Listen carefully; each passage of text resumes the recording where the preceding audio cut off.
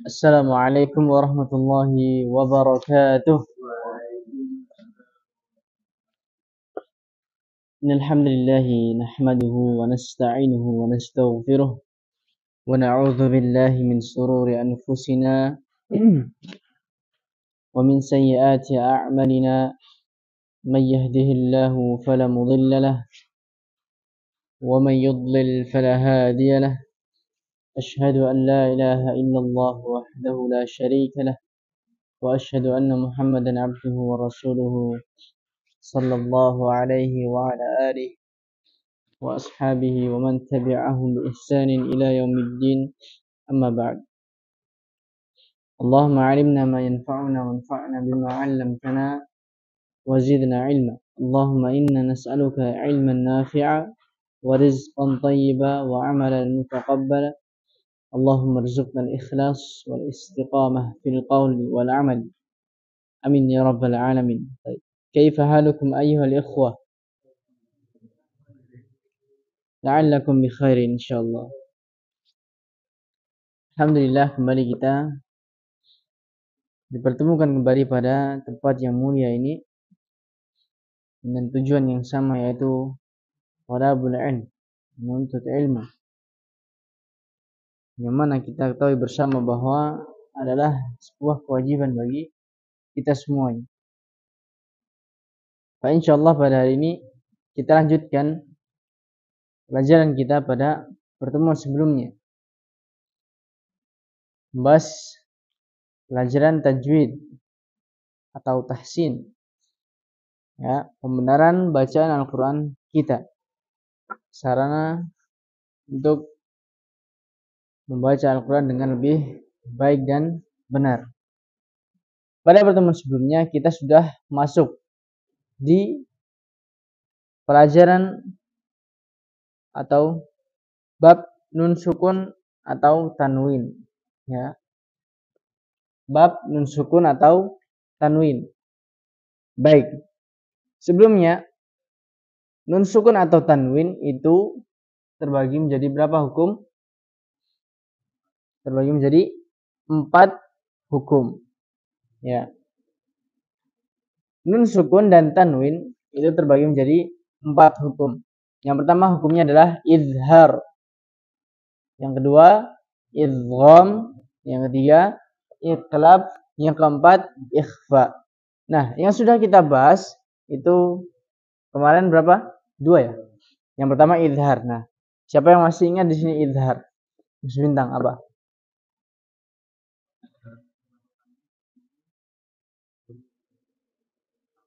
Halaq. Huruf halaq.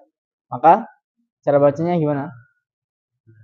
Maka cara bacanya jelas. Nah, itu izhar. Ya. Izhar itu apabila ada itu nun sukun dan tanwin, ya kan? Nun sukun atau tanwin, dia bertemu dengan huruf-huruf halaq. Maksudnya huruf-huruf halaq itu apa? Huruf-huruf yang ada di tenggorokan. Itu ada 6. A, H, kemudian A dan H, kemudian Gha dan Kha. Nah, ketika nun sukun atau tanwinnya itu bertemu dengan 6 huruf itu, maka cara bacanya jelas. Nun sukunnya an, in, un, bukan a, i, ung. Itu dia. Nah, jadi kita di sini fokus ketika nanti di dalam Al-Quran hanya cukup mencari nun sukun atau tanwin saja, ya. Fokus di situ, cari nun sukun atau tanwin. Ketika sudah bertemu nun sukun atau tanwinnya, maka lihat huruf setelahnya apa, baru simpulkan hukumnya. Seperti itu. Dah, kemudian yang kedua yang sudah kita bahas adalah idgham bi gunnah.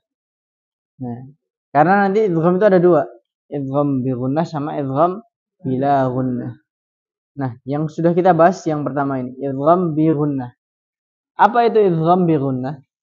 Yaitu apabila ada nun sukun atau tanwin bertemu dengan salah satu dari 4 huruf, yaitu yan, mu, ya, nun, mim, dan waw. Ya. Perhatikan definisinya. Apabila ada nun sukun atau tanwin bertemu dengan salah satu dari 4 huruf, yanmu atau ya, nun, mim, dan waw, maka cara bacanya adalah melebur dengan gunnah, dengan disertai gunnah. Baik, itu ya.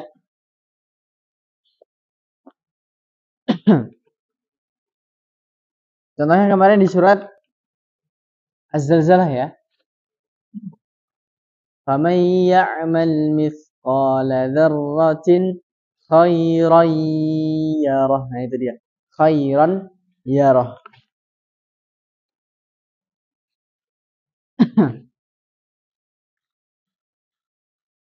Dari surat Az-Zalzalah. Khairan yarah.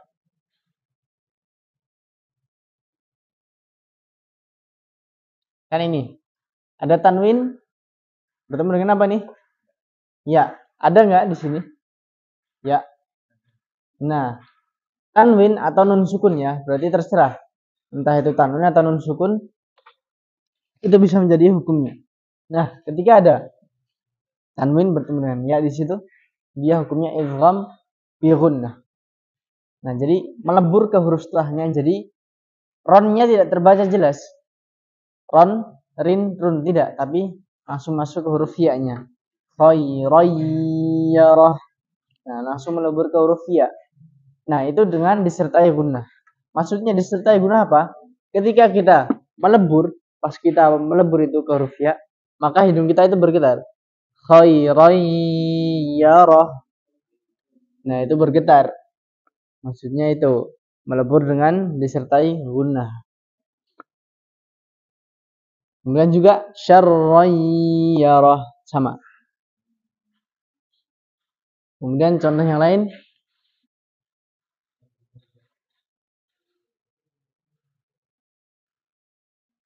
Apa? Alan yang nun sukun, coba. Yang nun sukun di sini disebutkan. Ya, malah di awal-awalnya. Famay ya'mal mithqala dzarratin khair. Nah, yang di awal-awalnya. Yang di awal-awalnya. Famay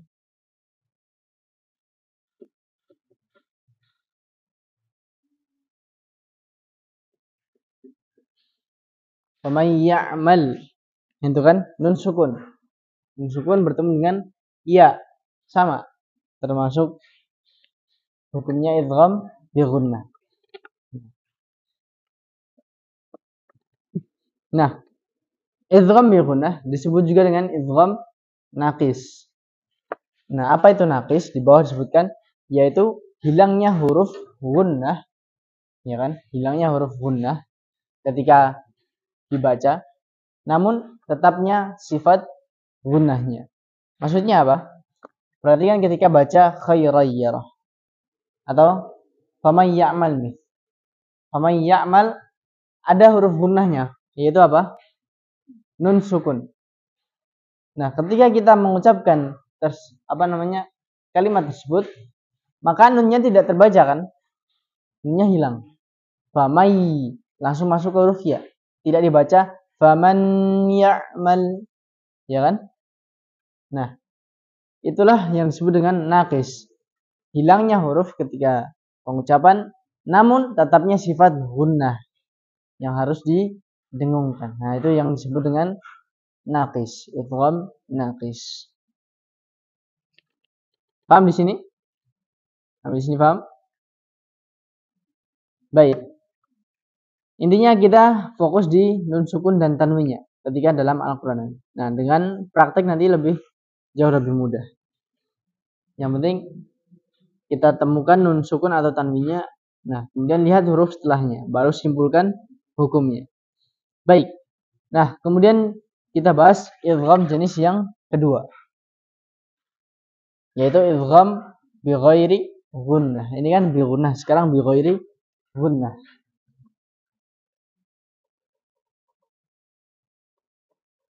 Baik, definisinya sama.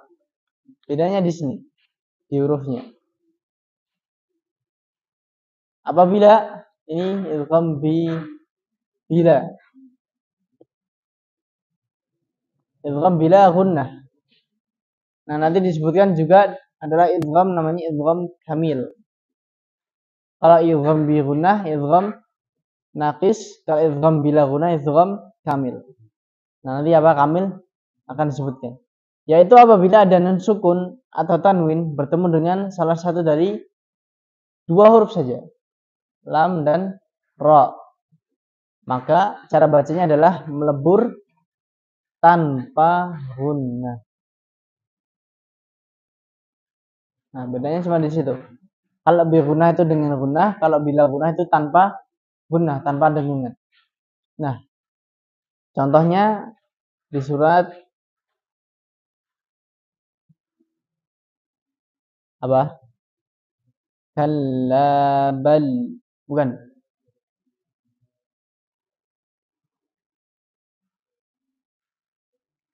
Wailul, bukan. Nun sukun. Bukan, nun sukun atau tanwin.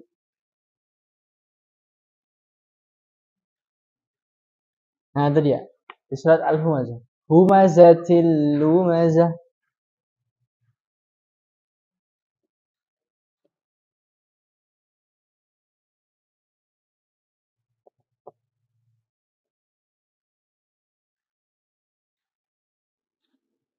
Perhatikan di sini ada tanwin. Humazatin, kemudian ada huruf lam. Ya, maka dia langsung melebur ke huruf lamnya. Jadi tidak terbaca tuh, tidak terbaca jelas tanwinnya. Bukan dibaca seperti ini. Wailul likulli humazatin lumazah. Bukan, tapi langsung melebur ke huruf lamnya. Ya. Wailul likulli humazatin lumazah. Ya. Tanwinnya tidak terbaca. Contoh yang nun sukun.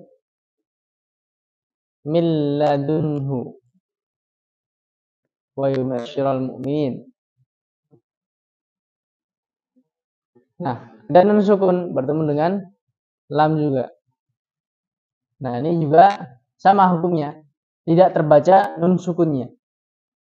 Min ladunhu bukan seperti itu, tapi langsung masuk ke huruf lamnya, melebur. Min ladunhu wa yubasyiral mu'minin. Seperti itu.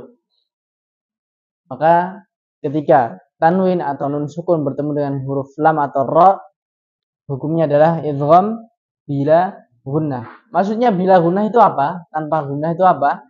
Ya ketika kita meleburkan ke huruf setelahnya itu tidak ada dengungan di sini. Hubazatil lubazah. Berbeda dengan bi gunnah tadi. Harus ada dengungannya. Kalau ini tidak boleh ada dengungannya. Humazatil lumazah. Kemudian milladunhu. Nah, itu bedanya seperti itu. Nah, paham di sini maksudnya? Intinya gampang. Nun sukun atau tanwin yang bertemu dengan salah satu dari ini. Nah, itu.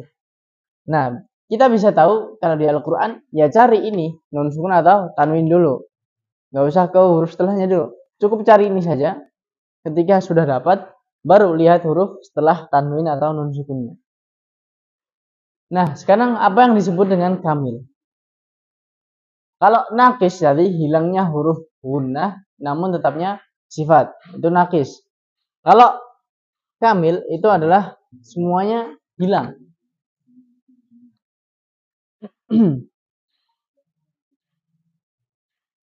Ya, karena yaitu hilangnya huruf gunnah dan hilangnya sifatnya. Dan hilang juga sifatnya. Nah, ini nih. Jadi di sini tidak ada gunnahnya sama sekali. Yaitu yang disebut dengan kamil. Kamil yaitu hilangnya huruf gunnah. Ini kan min itu hilang ketika pengucapan. Hilang kan? Min ladunhu. Huruf nunnya hilang. tidak dibaca min ladunhu, hilang. Nah, juga ini dan ya. Dan hilang juga sifatnya. Nah, sifat gunnahnya juga hilang. Kok bisa tahu kok hilang? Iya, ketika kita meleburkan, maka bila gunnah tanpa gunnah. Milladunhu. Tidak ada dengungan sama sekali di hidung. Nah, itu yang disebut dengan kamil. Yaitu apa? Hilangnya huruf gunnah dan hilangnya juga sifat gunnahnya. Padahal kita lagi membahas nun sukun. Nun sukun itu padahal huruf gunnah. Tapi kok ini nggak ada gunnahnya. Seperti itu. Ya. Itu yang disebut dengan kamil. Ya. Kenapa bila gunnah, idgham bila gunnah dimasukkan ke dalam pembahasan nun sukun? Dimasukkan pada pembahasan gunnah. Ya, karena dia hilangnya cuma secara pengucapan saja, namun secara tulisan tetap masih ada huruf gunnahnya. Jadi dia dimasukkan di pembahasan gunnah. Nah, itu idgham kamil atau idgham bi ghairi gunnah atau idgham bila gunnah. Yang penting antum hafalkan definisinya saja, dan ketika di dalam Al-Quran antum cari tanwin saja, tanwin atau gunnah, tanwin atau nun sukun, kemudian lihat huruf setelahnya, baru simpulkan hurufnya.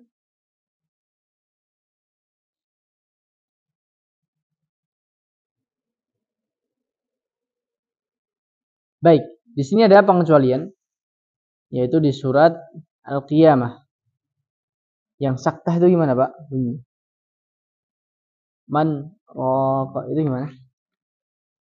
Kalla bal tuhibbuna al-ajila wa tadharuna al-akhirah wujuhun yawma idzin nadhira ila rabbiha nadhira wa wujuhun yawma idzin basirah tadhunnu an yuf'ala biha faqirah. Kalla idza balagatit taraqiya wa qila man raqa. Nah, itu ya. Kalla idza balagatit taraqiya wa qila man raqa. Itu kan disebutkan di situ. Man raqa.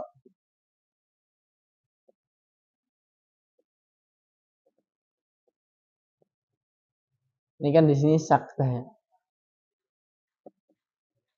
Padahal secara definisi masuk tidak ini? Ada nun sukun. Kemudian setelahnya huruf ra. Nah, ini secara definisi apabila ada nun sukun bertemu dengan salah satu dari huruf lam dan ra. Nah, berarti dia masuk secara definisi. Namun di sini dikecualikan. Dia bacanya saktah bukan idgham. Nah, jadi cara bacanya kalla idza balagatit taraqiya wa qila man raq. Tidak idgham kan. Qila marraq. Tidak. Ya, jelas. Man raq. Ya, karena saktah. Saktah. Nah, adapun definisi saktah itu nanti ada juga. Kenapa dibaca saktah itu? Nah, itu juga disebutkan. Itu dikecualikan. Walaupun. Baik. Selesai bab idgham. Ya, jadi idgham ada dua. Idgham bi gunnah dan idgham bila gunnah. Idgham bi gunnah yaitu apabila ada nun sukun dan tanwin bertemu dengan 4 huruf. Yan, mu, ya, nun, mim, dan waw. Maka cara bacanya adalah melebur dengan disertai gunnah. Disebut juga dengan idgham naqis. Itu idgham bi gunnah. Kemudian jenis yang kedua adalah idgham bila gunnah. Yaitu apabila ada nun sukun dan tanwin atau tanwin bertemu dengan salah satu dari dua huruf yaitu laron atau laro, maka cara bacanya adalah melebur tanpa disertai gunnah, dengungan. Ya, disebut juga dengan idgham kamil. Yaitu apa? Hilangnya huruf gunnah dan hilangnya sifat gunnah juga. Baik, idgham selesai. Kemudian pembahasan yang ketiga. Hukum yang ketiga yaitu iqlab. iqlab atau disebut juga dengan qalb.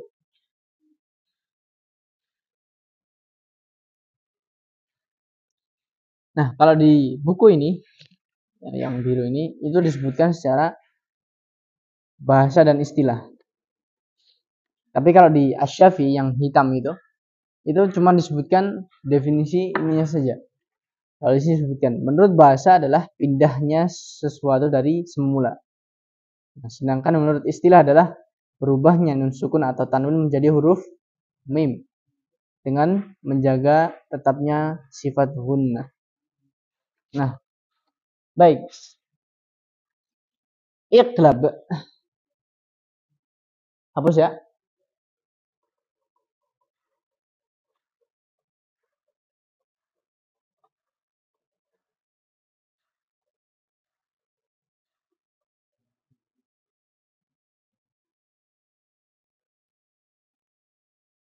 Baik. Ini sudah. Ini sudah. Sekarang yang ini. Yang ke 1, 2, 3 ya berarti. Bukan. 1, 2, 3, 4. Idghamnya kan 2 tadi. Baik. Iqlab. Atau dalam kurung atau qalb. Bisa juga.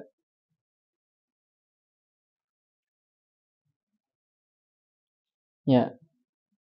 Tadi disebutkan secara bahasa adalah pindahnya sesuatu dari semula. Nah, itu juga ada maksudnya. Yaitu apabila ada nun sukun atau tanwin bertemu dengan satu huruf saja, yaitu apa? Bertemu dengan huruf ba,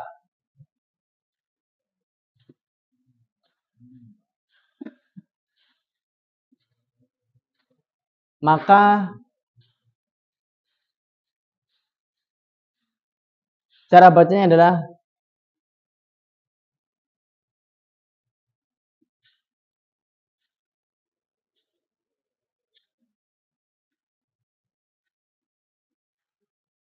diganti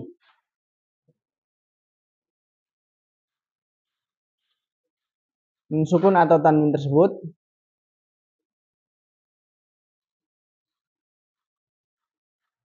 ya, diganti nun sukun atau tanwinnya menjadi huruf mim.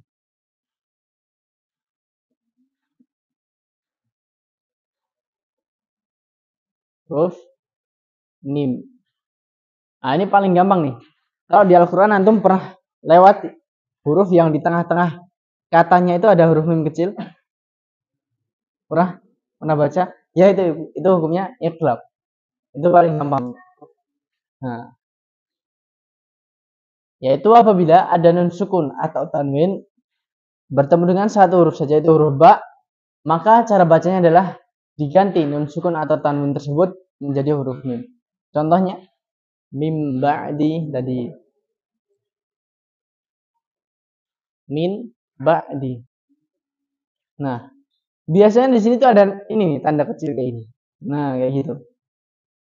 Jadi tidak dibacanya min ba'di, tapi dibacanya diganti dengan huruf mim. Nun sukunnya ini kan, ini tidak terbaca nih, diganti langsung ke huruf mim. Mim ba'di, seperti itu. Ini kurang nih. Jika menjadi huruf mim dengan tempo gunnah yang dipanjangkan.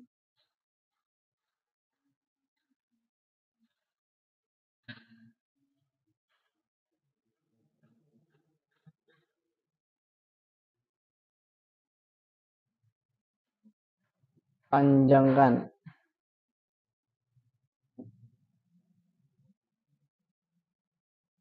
Contohnya tadi mim ba'di,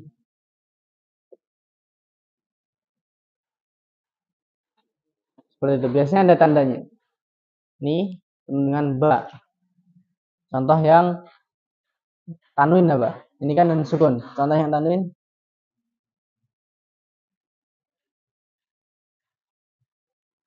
Raja'um ba'id. Ya, antahillum.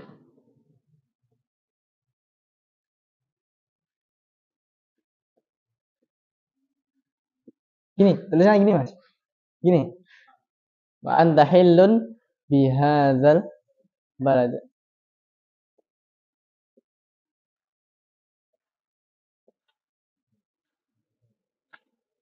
Ini ya. Bihadzal baladin. Baladi. Nah, ini. Perhatikan di sini ada hillun bertemu dengan ba. Nah, ini hukumnya adalah iqlab. Kalau di Al-Qur'an Indonesia, ya, umum yang kita pakai itu biasanya ada tandanya. Tapi ada juga Al-Qur'an, sebagian Al-Qur'an itu yang enggak ada tanda ini, mim tersebut. Jadi yang belum pernah belajar tajwid pakai Al-Qur'an itu kemungkinan besar nggak bisa baca. Nah, tapi kalau di Al-Qur'an yang biasa kita pakai, Al-Qur'an cetakan Indonesia, dan itu kemudian Madinah itu sudah ada, cetakan Madinah sudah ada. Yang belum ada itu kadang cetakan ya itu masih belum ada, Pakistan atau yang lain. Nah, ketika ini atau ini ya kan, dan nun bertemu dengan ba atau tanwin bertemu dengan ba, maka hukumnya adalah iqlab. Ya, cara bacanya ini diganti nun sukunya atau tanwinnya menjadi huruf mim dengan gunnah yang dipanjangkan. Jadi bacanya panjang. Mim ba'di. Kemudian wa anta hillum bihadzal balad. Panjang. 2 sampai 3. 2 sampai 3 harokat. Enggak. Panjangan.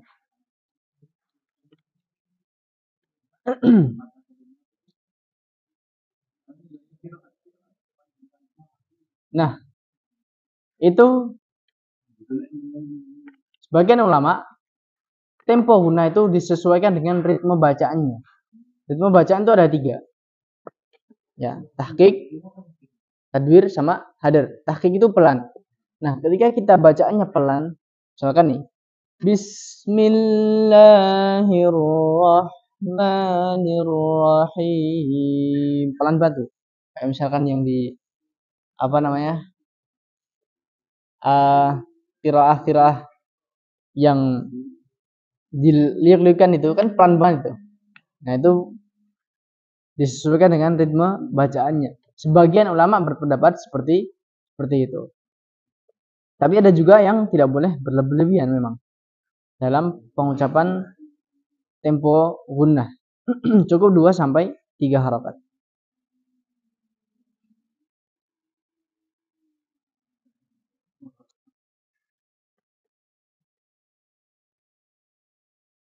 Baik, nah di sini sebutkan beberapa tips dari ahlul qura tentang pengucapan iqlab ini. Yang pertama, pengucapan iqlab itu tidak boleh dengan menekan bibir terlalu kencang. Kan bertemu dengan ba, bertemu dengan mim ya kan? Ganti dengan mim, maka otomatis itu dengan menutup bibir, kedua bibir. Dan itu tidak boleh terlalu menekan. Nah, kenapa tidak boleh terlalu menekan? Para ulama menjelaskan bahwa ketika pengucapan dengan sangat menekan bibir, ini akan menghasilkan gunnah yang tidak sempurna atau ikhfa yang tidak sempurna. Misalkan nih, mim ba'di tadi. Mim ba'di tekan, tekan di. Mim ba'di. Nah, suara antara gunnah dan ikhfanya dia hancur. Tidak sempurna. Mim ba'di ketika dia terlalu menekan. Kemudian kesalahan yang kedua, sedikit membuka bibir, ya, sedikit membuka bibir. Tadi menekan banget, nah sekarang sedikit dibuka. Min ba'di, sedikit dibuka. Aslinya kan aslinya kan mim ba'di jelas, tapi karena dia buka seperti ada tambahan ya-nya. Mim ba'di, seperti itu.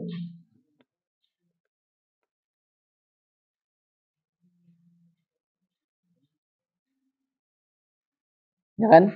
Ketika aslinya itu mim ba'di, karena dia buka sedikit bibirnya, maka akan ada tambahan huruf ya-nya.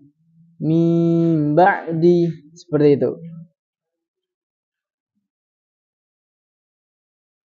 Nah, kemudian telah terjadi kesepakatan para ulama qurra yang terjadi pada tahun 1412 Hijriah, 1412 Hijriah di Damaskus, yang ulama sepakat bahwa iqlab dan ikhfa syafawi yang benar adalah menutup kedua bibir sebagaimana pengucapan mim. Nah, nanti ikhfa itu kan yang berkaitan dengan ikhfa syafawi, itu berkaitan dengan bibir. Nah, ulama sepakat bahwa pengucapan iqlab ini dan ikhfa syafawi tadi itu sepakat pengucapannya dengan menutup kedua bibir dengan ringan. Tidak boleh terlalu ditekan dan juga tidak boleh terbuka. Jadi ringan saja. Seperti mingkem biasanya ketika menutup mulut. Seperti itu.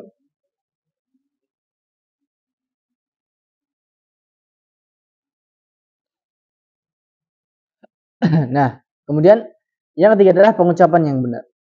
Tadi yang kedua salah, 1, 2 itu salah, yang ketiga benar.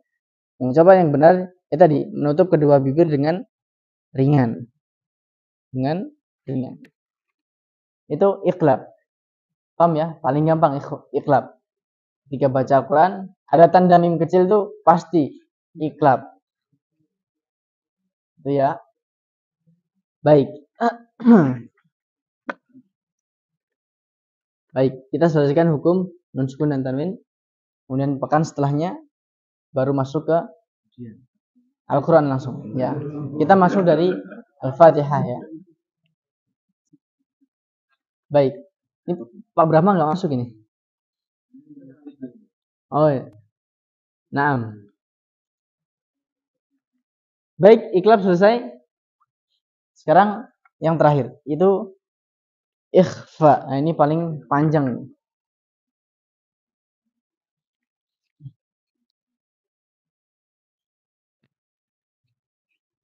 Hapus.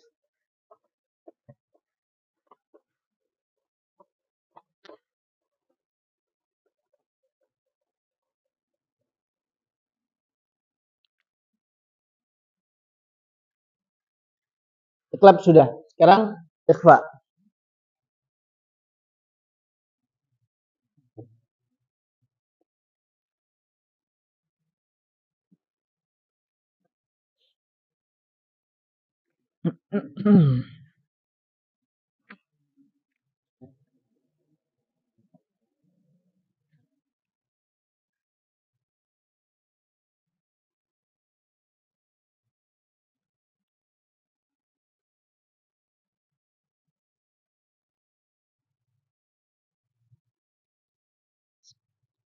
Baik, ikhfa itu berkebalikan dengan izhar. Ya. Kalau izhar itu apa? Jelas. Kalau ikhfa samar. Nah, kalau izhar pengucapannya an, in, un. Kalau enggak,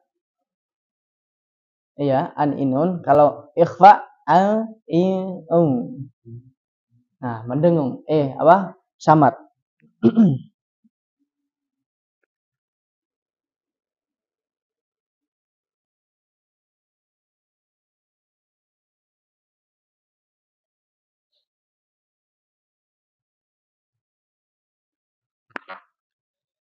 Nah, nanti ikhfa itu ada dua. Ikhfa syafawi dan ikhfa hakiki.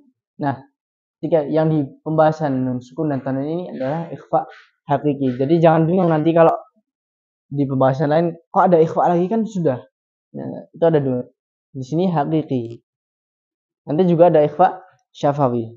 Supaya tidak bingung. Kalau antum tiba-tiba baca di rumah buku tajwid ikhfa, loh di tempat kerja tadi sudah bahas ikhfa, tapi kok ini beda nih ikhfanya. Nah, itu supaya tidak menimbulkan kebingungan. Baik, ikhfa hakiki yaitu apabila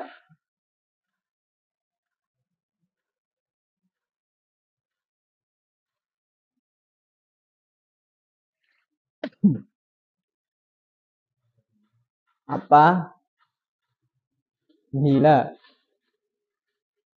bertemu apabila ada nun sukun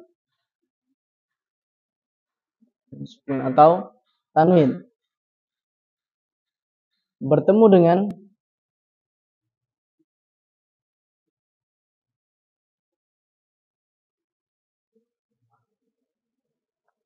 dengan huruf yang 15. Di dalam sebuah syair disebutkan di Tuhfatul Atfal sebutkan itu ada 15 hurufnya dikumpulkan dalam satu syair. Sifza sana kam jada syakhsun qad sama. Itu disebutkan di situ. Tapi hurufnya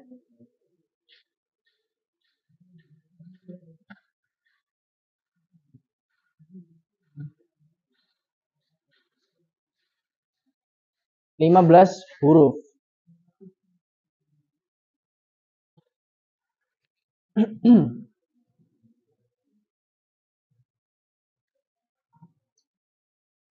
C Sod Da Ta Ka Ja Sha.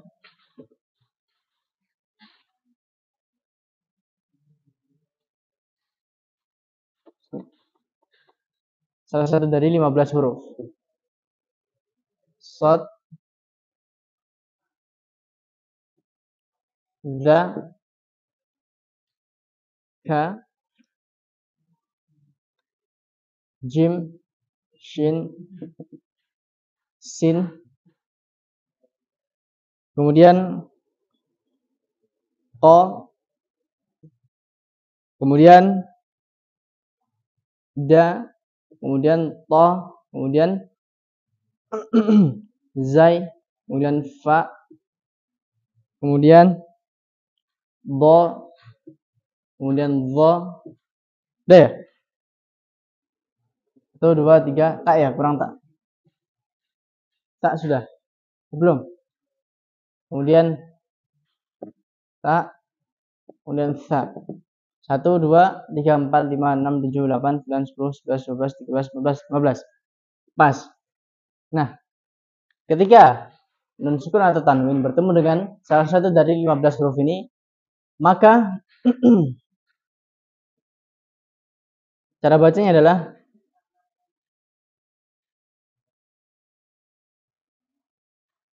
adalah samar, disamarkan. Samarkan dengan gunnah yang panjang.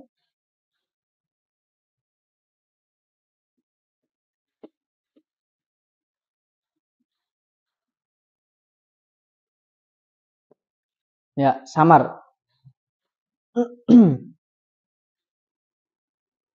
Baik, kemudian contohnya min fiddah.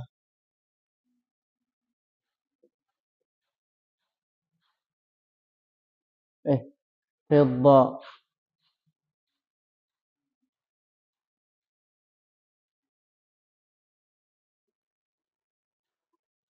Fiddatin qaddaruha taqdira. Ada nun sukun bertemu dengan fa. Ada nggak di sini fa? Ada? Fa? Ada. Maka dia hukumnya adalah ikhfa. Min fiddah. Kemudian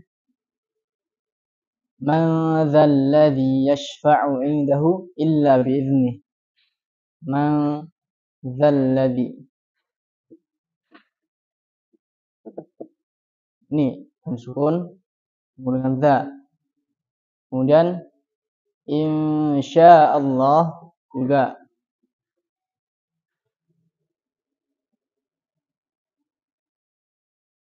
Sya. Nun sukun bertemu dengan shin. Baik. Itu ikhfa.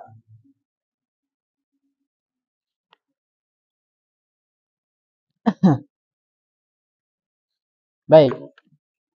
Bisa di foto dulu atau dibaca-baca.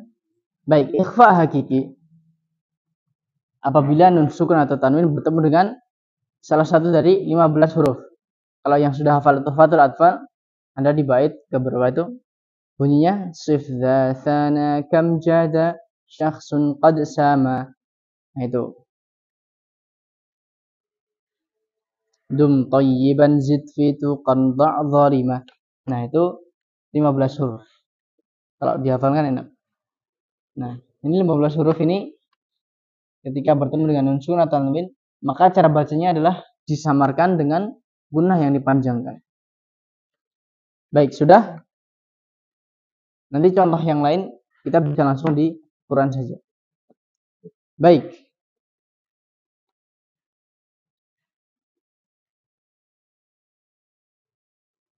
Sudah? Nah, kemudian ikhfa samar, ya kan? Yang dibacanya nah itu terbagi menjadi dua. Dengungan ikhfa, gunnah, dengungan ikhfa itu terbagi menjadi dua. Ada yang tafkhim, ada yang tarqiq, tebal dan tipis. Nah, kapan ketika ikhfa itu dibaca tebal? Yaitu ketika dia bertemu dengan huruf isti'la. Kecuali kha dan gha. Karena kha kan sudah di huruf apa namanya? Izhar. Nah, berarti ketika bertemu dengan huruf isti'la yaitu so, kemudian bo, dha, ta, qa, kemudian ja. Udah. Itu. Ja tidak ada ya? Ja enggak ada. 5 huruf. 1, 2, 3, 4, 5. Nah, ketika bertemu dengan huruf 5 itu, huruf isti'la, maka dia ikhfa-nya tebal. Maksudnya tebal gimana? Kalau yang tipis itu dibacanya kalau yang tebal au. Ya, au. Contohnya yang tebal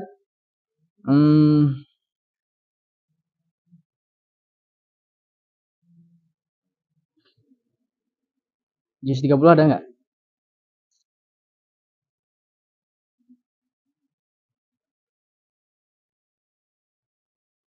Kalau enggak di nah, itu dia. Au qadha dhahrak au qadha.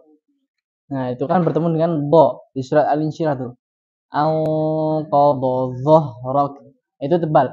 Au di situ. Nah, itu selebihnya kita masuk ke praktek saja. Intinya kita harus tahu dulu bahwa gunnah di dalam ikhfa itu ada dua, tebal dan tipis. Kalau yang tipis itu kalau yang tebal au. Nah, itu antum harus tahu dulu.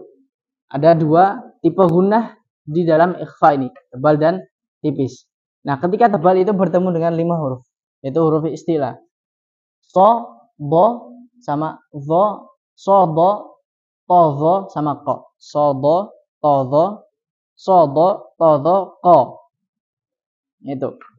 Selebihnya itu tipis, kecuali 5 huruf itu. Baik.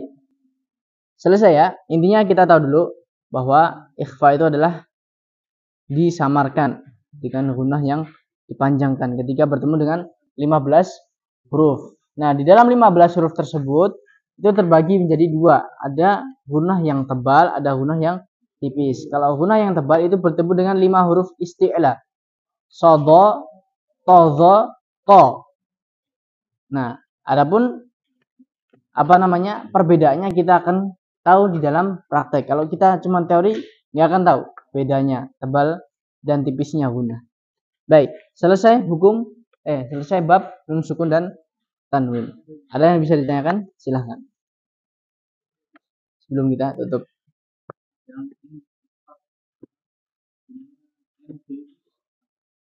Hah? Iya, al-qadha. Maksudnya NG. Ya, nah itu yang tebal. Kalau di Asy-Syafi'i itu ada perbedaan. Ada perbedaan dengan kitab yang lain. Jazari dan apa itu berbeda. Kalau Asy-Syafi'i itu disebutkan apa di situ? Yang N sama. Anda melihat di mana? Bukan Asy-Syafi'i. Coba. Al-Quran Indonesia. Ya. Nah, kalau di Asy-Syafi'i kalau antum baca, itu ada perbedaan pendapat. Nah, Ustadz Nizar Sa'ad Jabal dan Ustadz siapa? Nizar Sa'ad Jabal dan Ustadz Qurnaidi itu berpendapat bahwa yang dibaca tebal itu hanya 2 huruf. O dan K. O dan K. Kalau di sini 5. Sobo, tozo, dan ko. Kalau di Asy-Syafi'i antum bisa lihat di catatan kaki itu di hukum ikhfa itu yang dibaca tebal ada 2 huruf saja. Ko dan K. Min qablik min kabir itu. Nah, di sini 5 sebutkan. Dan insyaallah ana berpendapat yang dibaca tebal adalah 5 huruf ini. Nah, jadi di Asy-Syafi'i itu disebutkan berbeda. Kalau di buku ini sebutkan yang dibaca tebal 5. Seperti itu. Jadi intinya yang tipis dibacanya a, i, u, yang tebal au, ayu, au. Nah, selebihnya di praktek kita akan tahu perbedaannya. Baik. Ada lain? Belum kita tutup. Baik.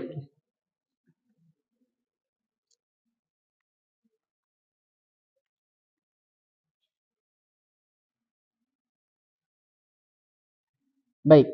Kalau tidak ada, kita tutup. Baik, pekan depan enaknya ujian ini dulu.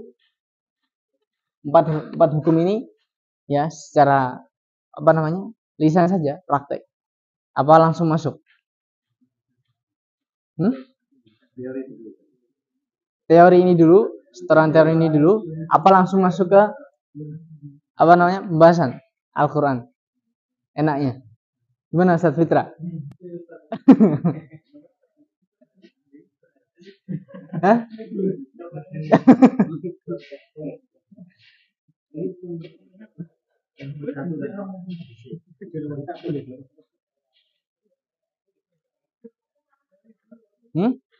Teori dulu ya? Ya, jadi teori dulu.